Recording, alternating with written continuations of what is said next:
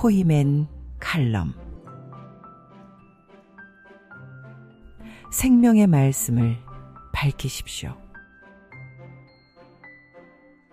오늘은 이제 빌립보서 2장 12절부터 30절까지 범위인데요. 여기 이제 빌립보서 2장의 그 서브타이틀이 뭐냐면은 그리스도를 본으로 취함과 그리스도를 밝힘이에요.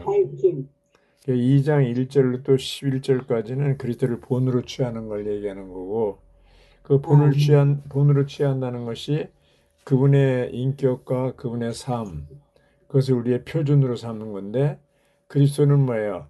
이 땅에 높아지고 왕으로서 이렇게 막 정복자로서 온 게 아니라 노예로서 낮아지고 죽기까지, 십자가에 죽기까지 낮아진 거잖아요.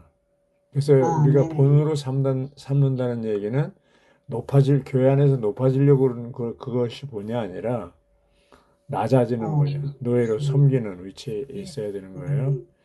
대부분의 교회 안에 문제가 생기는 게 뭡니까? 자꾸 서로 높아지려고 하고 있어요. 우리만 그런 게 아니고 예수님의 12 제자들도 그런 경향이 있었잖아요. 야고보와 요한은 막 어머니한테 와이르로 해가 여기 막 저기에서 어머니가 나서가지고 또 좌정승 우정승 해달라고 가져와서 운동하잖아요. 그런 거 보면 그러니까 또 제자들은 그런 그에 대해서 분노하고, 이거 보면 제자들조차도 그들이 거듭나지 않았을 때 여전히 천연적이었을 때는 높아지려고 하는 거예요. 그런데 여기 이제 12절부터 30절까지는 뭐예요? 그리스도를 밝히는 거라고 그랬어요. 그리스도를 밝힌다는 게 16절에 아까 조금 전에 조정희 자매님이 얘기한 16절에 뭐예요? 뭘 밝혀요? 16절에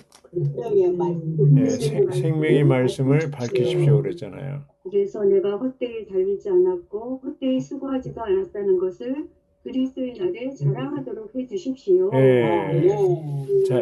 자랑한다는 것은 누구에 대해 여러분 빌립보 성도들을 자랑하도록 이렇게 한다는 거죠.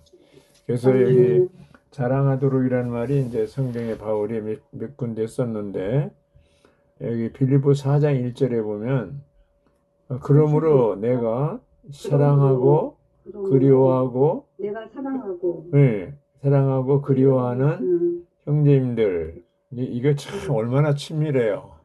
그러므로 내가 사랑하고 그리워하는 형제님들, 그렇잖아요. 그 다음에 나의 기쁨이요 면류관인 사랑하는 여러분, 이와 같이 주님 안에서 굳게 서십시오 이렇게 됐어요. 그러니까 이 사랑하고 그리워하는 형제님들, 기쁨이요 면류관인 사랑하는 여러분, 그 사람들 이제 자랑하는 건데, 데살로니가전서 2장 19절 보면 여러분이 우리의 기쁨이요 자랑의 면류관입니다 이렇게 됐거든요. 바울이 자랑이 자기가 지식 많은 거, 자기가 뭐 어떤 사도로 부름받은 이런 거 하지 않고, 자기가 열매를 얻은 빌립보 성도들, 또 데살로니가 성도들이 바울의 자랑의 면류관이라고 그랬어요. 그것을 주님의 심판대 앞에 그날서 할 말이 있어야 된다는 거죠. 그래서 이런 걸 볼 때 생명의 말씀을 밝힌다는 게 아주 의미가 깊습니다. 근데 여기 이제 12절에서 보면 그러므로 사랑하는 여러분, 여러분이 항상 순종한 것처럼 내가 여러분과 함께 있을 때뿐만 아니라 지금처럼 내가 없을 때에도, 이제 감옥에 갇혀 있으니까요. 그 빌립보에 없죠. 더욱더 순종하여 두려움과 떨림으로 여러분 자신의 구원을 이루어내십시오 이렇게 됐습니다. 내적으로 외적으로, 그렇죠? 두려움을 떨며 구원을 이루십시오.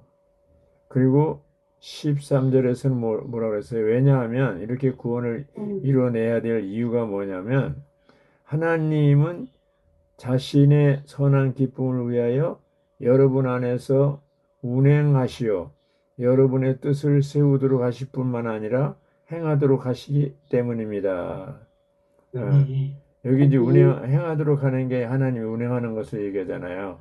그래서 운행한다는 말은 하나님이 우주의 에너지를 공급하시는 거예요. 그렇게 운행할 수가 있잖아요. 삼일 하나님의 공급을 얘기하는 겁니다.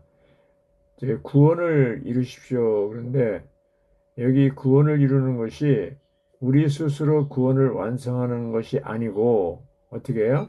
하나님께서 우리 안에서 운행하시어서 이렇게 나오는 거예요. 예, 그 구원을 이룬다는 거죠. 2장 6절부터 11절까지는 우리의 본이신 그리스도고 여기에 이제 12절부터 30절까지는 우리 안에서 우리 본이 이제 정해졌는데 표준이 정해졌는데 거기까지 가려면 우리가 노력할 거 아니에요. 근데 그게 우리가 하는 게 아니고 우리 안에 계신 삼위 하나님께서 작동하시고 운행하시는 거예요. 네. 그래서 그렇게 할 때 그게 주님이 오실 때까지 다 그리스도 예수의 날까지 다 완성된다는 거예요. 이것이 참 감사한 거죠. 그리고 이제 빌립보서 1장에 19절에는 거기도 구원이 있는데 특정한 구원을 얘기하는 거고 2장 12절의 구원은 일반적인 구원이라고 해서 매일매일 날마다 우리가 생활할 때 여러 가지 일을 당하잖아요. 아주 위험할 때도 있고 정말 뭔가 정신적으로 육신적으로 환경 등등에서 이제 어려움이 있는데 그때마다 주님이 우리 안에서 삼위 하나님께서 운행하셔 그런 모든 환경을 통과하도록 우리를 구원한다고 그랬어요.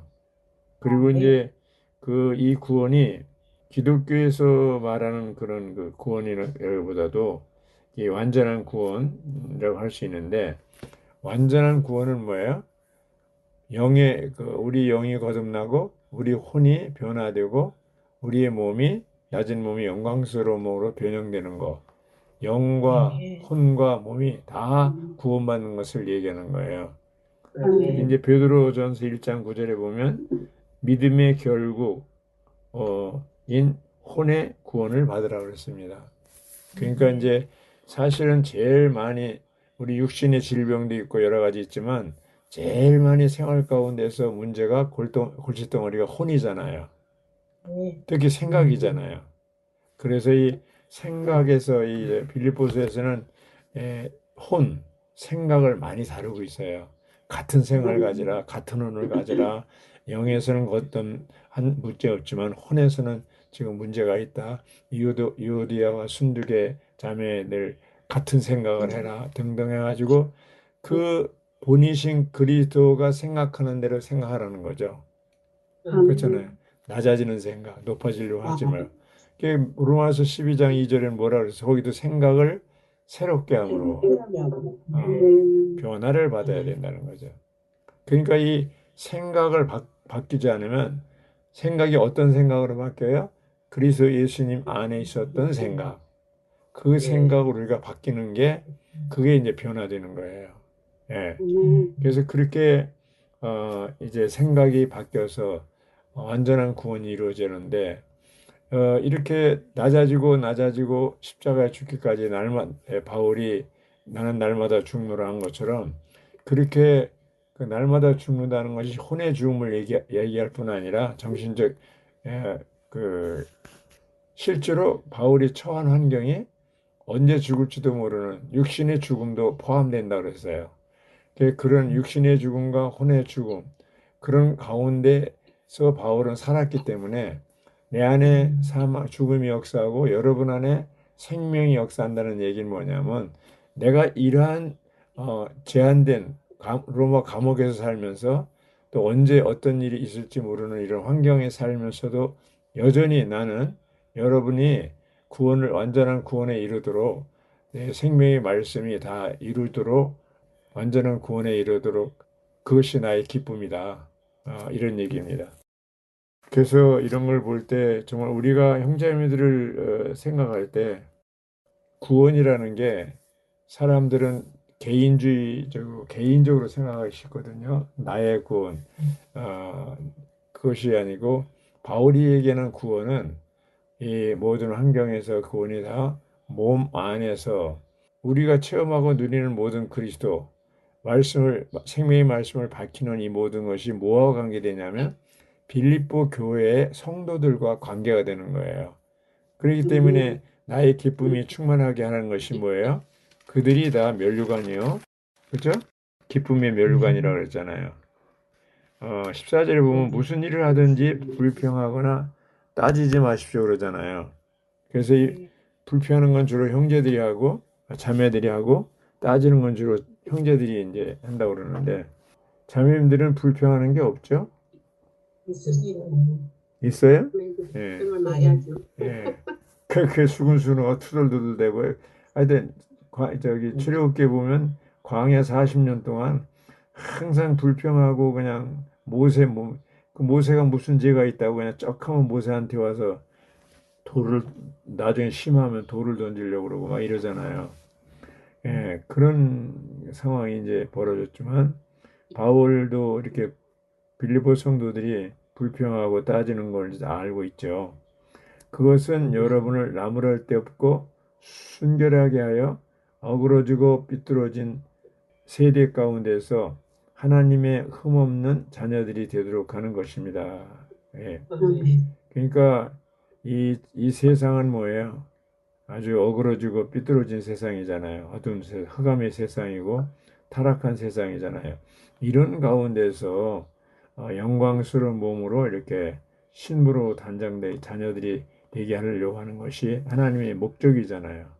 또 바울이 빌립보 성도들에게 바라는 것도 흠없는 자녀들이 되도록 하는데 있잖아요. 그래서 이 세상에 여러분들 그렇게 흠없는 자녀들이 되어서 그 역할이 뭐냐면 여러분은 이 세대 가운데서 이 어두운 세대 가운데서 뭐라고 그랬어요? 세상의 발광체로 빛나서 이렇게 됐습니다. 세상의 발광체로. 그리고 생명의 말씀을 밝히십시오. 세상의 발광체로 빛난다는 게 무슨 얘기예요? 말씀을 밝히는 거, 말씀 따라 사는 거예요. 발광체가 뭡니까? 빛나는 거예요. 네, 스스로 빛을 내는데 실제적인 발광체는 빛이신 태양이신 그리스도예요. 교회는 뭐예요? 그 빛을 받아서 반사한다고 그랬어요. 근데 사실은 우리가 교회는 달이라고 그랬을 때 발광체가 되려면 이게 발광체라는 건 스스로 이렇게 빛을 내야 되는데 우리 안에 들어온 그 빛이신 그리스도가 내 안에서 사멸 하나님이 작동해서 움직여서 이럴 때 우리를 통해서 뭐가 나요? 빛이 나오는 거예요. 네, 그게 밝혀지는 거예요, 그게. 네. 그게 바울은 가는 곳마다 뭐예요? 발광체 역할을 했어요? 못했어요? 했어요. 네. 그래서 사람들을 얻었어요. 우리가 이제 이 어두운 세상에서 정말 이런 발광체 역할을 할 때 사람들이 야, 이 사람은 뭔가 다르다. 이런 그 느낌을 받고 좀 만나고 싶어하고 접근하고 싶어하고 사귀고 싶어하는 그런 사람이 돼야지. 아이고 저 사람 같이 예수 믿는다면 예수 안 믿는 저 사람 같은 사람 보니까 내가 예수 안 믿는다 해가지고 얼마나 많은 사람이 자기도 천국에 못 들어가고 다른 사람도 못 들어가게 만드는 지금 그런 오늘 상황이 그렇게 됐잖아요. 네. 그러니까 우리가 이 본이 되고 생명의 말씀을 밝히고 이런 것이 발광체가 되고 이런 것이 작은 일이 아닙니다. 교회 가운데도 어떤 지켜보면 정말 발광체 역할을 하는 자매가 있어요. 빛이 나는 거예요. 그 행동과 언행에 있어서 참 본이 돼요. 정말 제가 볼 때도 야 대단하다 이렇게 느끼는 지체가 있어요. 그래서 이런 걸 볼 때 정말 그 자매는 바로 이 햇빛인 그리스도를 받아서 혹은 반사한다고 할 수도 있고 그 안에서 스스로 빛을 발한다고 할 수도 있고 그러는데 이런 발광체 역할을 하고 있어요. 교회 안에 발광체가 많을수록 교회는 어떻게 했어요? 빛으로 충만하게요. 모든 문제, 어둠이 사라지겠죠. 네, 이것이 이제 교회 안에서뿐 아니라 우리 주위에, 가정에서, 직장에서, 사회에서 내가 만나는 사람들에게 발광체 역할을 했다면 생명의 말씀으로 이렇게 빛을 밝힌다면 그렇죠. 어떻게 되겠어요? 사람을 얻을 수가 있습니다. 그렇죠. 그래서 그리스도 예수의 날 그때 심판대에서 보상을 받겠죠. 그러나 여러분의 믿음의 희생제물과 믿음의 봉사 후에 내가 전제물로 부어지더라도 나는 기뻐하며 여러분 모두 함께 기뻐합니다. 이렇게 됐습니다. 자, 여러분도 이와 같이 기뻐하고 나와 함께 기뻐하십시오. 이 말이 참 이게 참 바울이 굉장히 마음의 부담을 가지고 한 얘기 같은데 여기 전제물이라는 게 뭐예요? 드링 어퍼링에서 기본 제물, 화목제, 속건제, 속죄제, 속건제, 또 화목제, 번제, 소제 이런 것들이 다 기본 제물이잖아요. 레위기 1장부터 6장까지 한 장마다 기본 제물이 소개되잖아요. 그것을 희생 제물을 이제 이 빌립보 성도들이 그런 희생 제물을 누렸어요. 그런데 그 누린 봉사 후에 내가 전제물이 부어지게 되어 있다는 거죠. 그 말은 뭐예요? 내가 죽음이 가까웠다는 겁니다. 전제물로 드린다는 것은 순교를 앞두고 죽음을 앞두고 있다는 얘기예요. 네. 그러니까 이제 근데 바울이 뭐라고 하냐면 내가 죽음을 앞두고 전제물로 드려지는 이 마당에 나 자신은 기쁘다는 거예요. 그게. 네. 그래서 여기 이제 디모데후서 4장 6절에 보면요. 나는 이제 전제물로 부어지고 있으며 내가 떠날 때가 가까이 왔습니다. 이렇게 됐어요. 그리고 전제물이라는 건 뭐야? 순교를 앞두고 있다는 얘기 아닙니까? 그런데도 바울은 슬펐어요? 아니에요. 기뻐했어요. 내가 이제 순교를 앞두고 있는데 이 상황에서 나는 기쁘다. 내가 죽음을 앞두고 있어도 기쁘다. 그런데 여러분도 나의 기쁨에 좀 동참해 달라는 거예요. 이게 얼마나 참 놀라운 그런 간증이에요. 여러분도 이와 같이 기뻐하고 나와 함께 기뻐하십시오 그랬어요.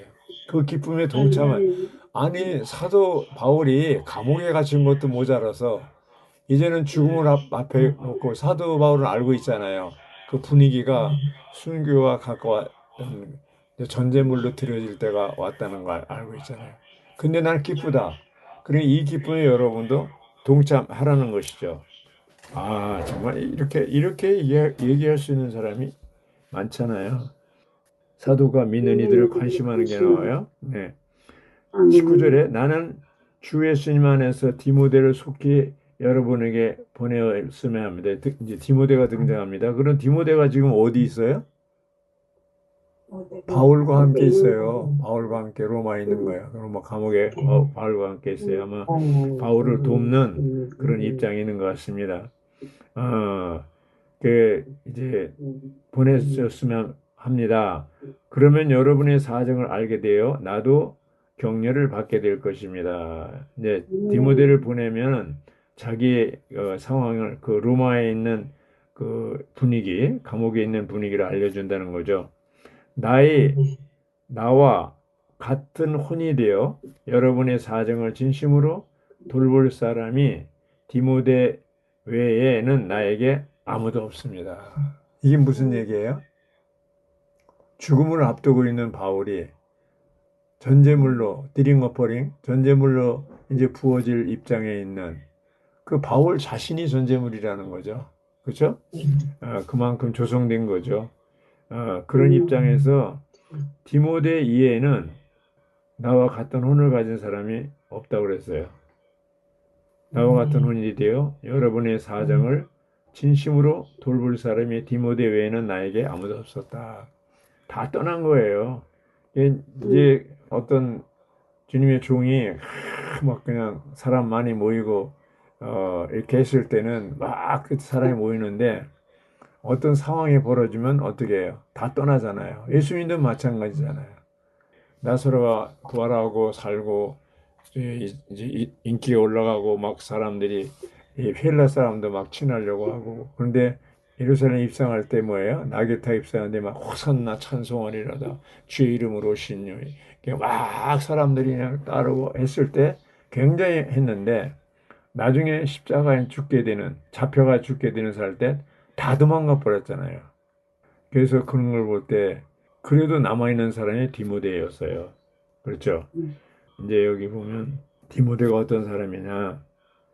왜냐하면 모두가 자신의 일만 관심하고 그리스도 예수님의 일을 관심하지 않기 때문입니다.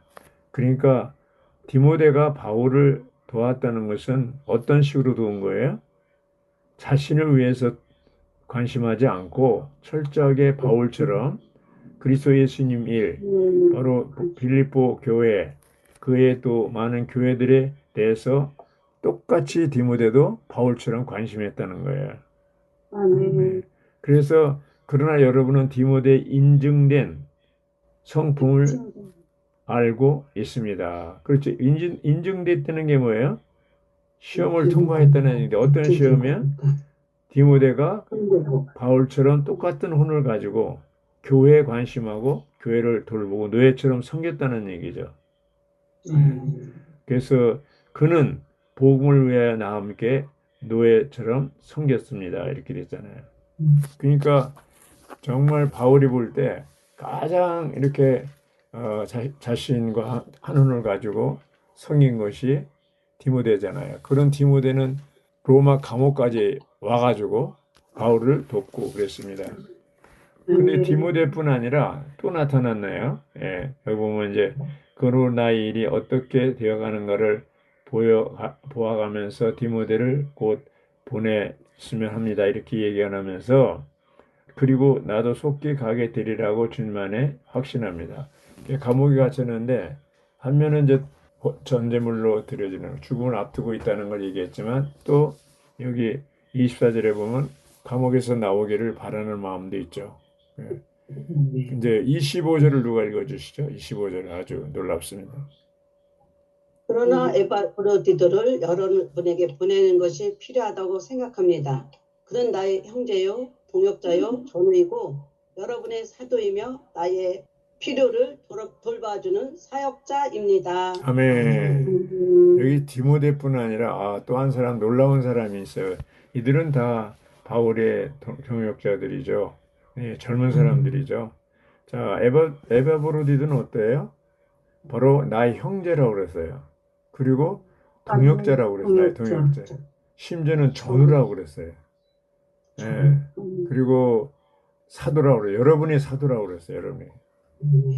그리고 나를 돕는 사역자라고 그랬어요. 그러니까 야, 정말 우리 가운데 이런 사람이 있는지 모르겠어요.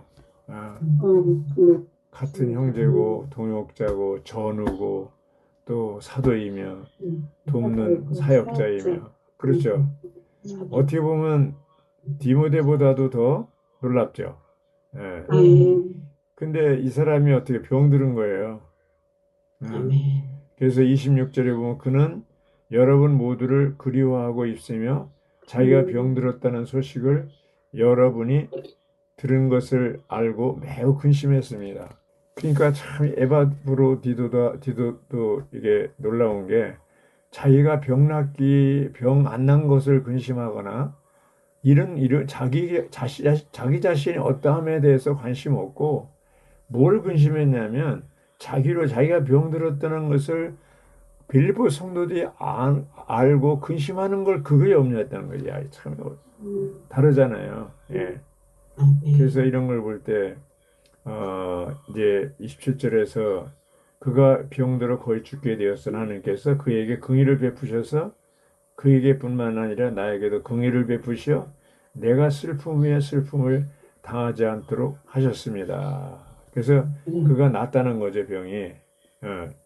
28절에 그러므로 내가 더욱 서둘러 글을 보내는 것은 여러분이 글을 다시 보고서 기뻐하도록 하려는 것입니다. 나도 슬픔을 덜려는 것입니다.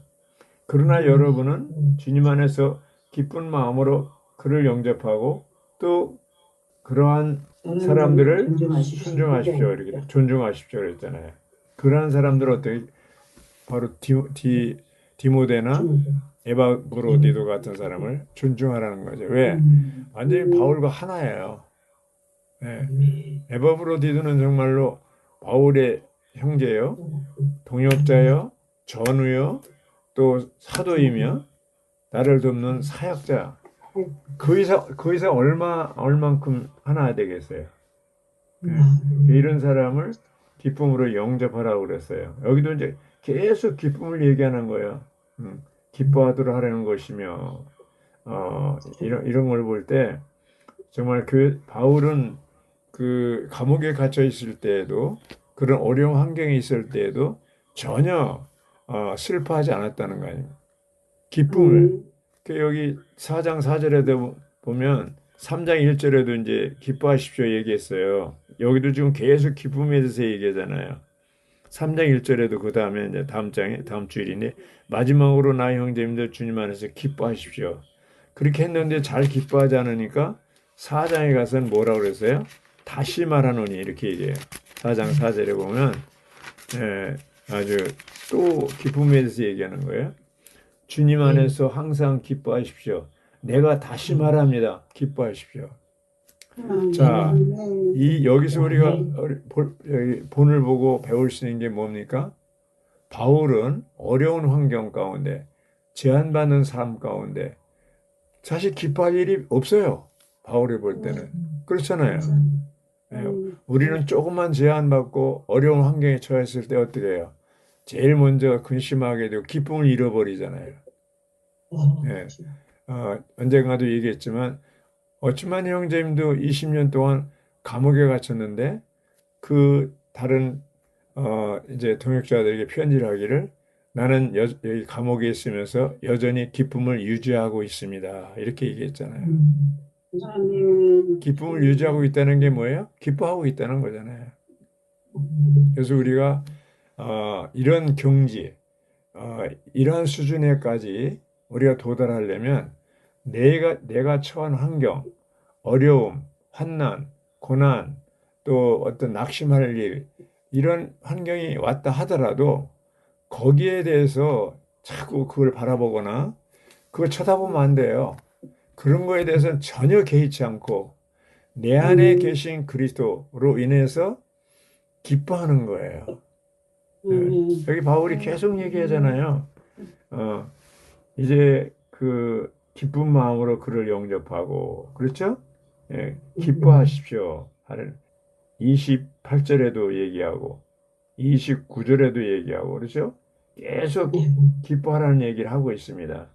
그래서 이런 걸 3장 1절에 가서도 얘기하고. 자, 이렇게 볼 때 우리가 정말 믿음이 있는 것 같고 좋은 것 같지만 실제로 환경이 오면 어떻게 해요? 기쁨을 잃어버리잖아요. 그래. 어찌만 형님처럼 감옥에 있을 때, 바울처럼 감옥에 있을 때 기쁨을 기뻐하고 기쁨을 유지하고 자기가 이제 드링 와퍼링 전제물로 드려질 때가 왔고 죽을 때가 왔고 순교할 때가 왔는데도 불구하고 이 전제물 드려지는 이거에 대해서 여러분이 나와 함께 동참하라는 거예요. 기뻐하라는 거예요. 이거 참 놀랍잖아요.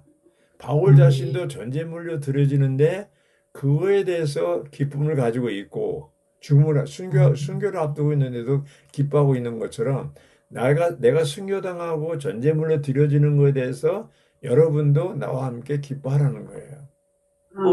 이게 얼마 최고 수준의 이런 정점이 있는 거잖아요. 우리가 이것이 이제 생명의 말씀을 밝히는 거예요. 이게 본을 보고 정말 이 2장에서 1절 5절부터 8절까지 낮아지고 결국 십자가에 죽기까지 낮아진 그 그리스도가 본이 되어서 바울이 삶이 그러한 삶을 사는 거잖아요. 철저하게 노예로서 본이 되어서 살고 또 거기에 누가 있어요? 디모데도 그렇고 에바브로디도는 더욱 그렇고 그런 그 정말 형제들의 이러한 상황을 얘기할 때 우리가 이제 주님을 체험하고 누린다고 그럴 때 그냥 나 하나로 끝나면 의미가 없는 거예요. 네. 바로 누군가 교회 성도들 이러한 그 나의 고난과 이러한 환경이 그 성도들을 위해서 당하는 그런 환경이 돼야 되는 거죠. 성도들을 위해서 어려움을 당하고 이러한 슬픔을 당하고 이런 것이 아니라면 혼자 그냥 좋아하고 추구하고 자기만 좋아하는 것은 의미가 없다는 거죠. 바로 나의 추구와 나의 이러한 모든 움직임이 내 안에서 삼위 하나님이 이렇게 움직이는 것이 어떻게 하는 거예요? 빌립보 성도들과 관계가 있고 그들을 온전케 하고 완전한 구원을 이루도록 돕고 그렇죠? 그런 것이 하고 연관되어야 나의 모든 그리스도를 체험하고 누리는 것이 의미가 있다는 겁니다. 혼자 신령한 거 의미가 없다는 얘기예요. 그래서 이런 것이 저한테도 하는 얘기고 우리 모두에게 해당되는 얘기라고 보겠습니다. 여기까지 하겠습니다.